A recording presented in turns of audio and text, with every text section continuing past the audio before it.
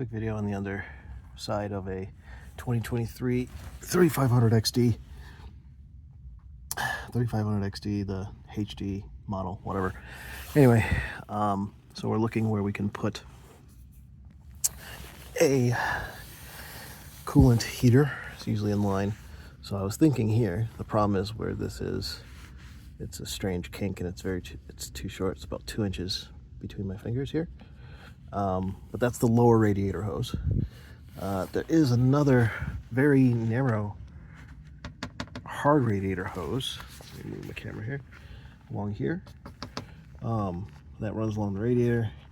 And here, I'm assuming this is electronic thermostat of some kind. Another radiator hose. So this is too short once again. There's this plastic housing hose right here. I suppose if you replace this with one long rubber hose, you could put the plastic in there. But I'd rather not cut into that. And then that's an oil line. Here's another, I think I already covered this one, another coolant line. Let's go up top real quick. Is this open? Of course it's not open. Let's get key. Oh. Key. It's very not professional video, clearly. Let's go around the other side. My dog's hanging out here. It's like -6 today, but the sun was out. All right, let's see what we have up top. By the way, for any people who are into the automotive thing, Futura trailers, lowering trailer, coolest friggin' thing on the market. All right, let's get this thing open.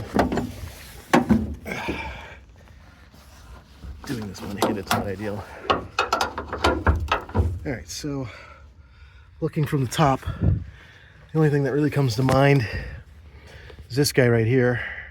I assume, I don't know, but I assume this goes into the heater core. But truthfully, what I don't know is how, I guess you'd say, the thermostat opens.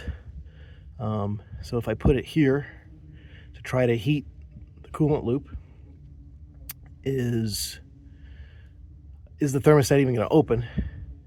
Because I assume you want to use the lower radiator hose to heat the coolant to make the thermostat open so coolant can run through the block. But if it's all the way up here, past where the thermostat is, oh, what do you see, buddy?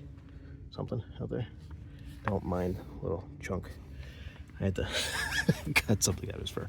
Anyway, so on the top here, this looks like might be an ideal candidate. Can't really see it from the bottom. That's open. Get closed for you. There we go. So this guy right here, pretty confident that's a coolant hose. Looks like it goes into the block. Doesn't look like it's coming off the oil cooler. I have to double check. I can't find any schematic online that says what's what. There's this upper radiator hose that's definitely thick and long enough. If I can get the camera over here to see. I suppose you could cut in right here, but that still doesn't help, I don't think. Maybe it does. It's definitely a coolant hose. I mean, you can hear and see the coolant reservoir. So I'm thinking either this bigger, thicker guy right here, or this thinner guy. Probably the bigger, thicker guy is the better bet. It'll also be a lot more forgiving. God forbid it pops off, something bad happens, comes loose. Probably easier to fix in the field. But yeah, I just kind of wanted to post and get a consensus from the hive mind, because honestly I have no idea.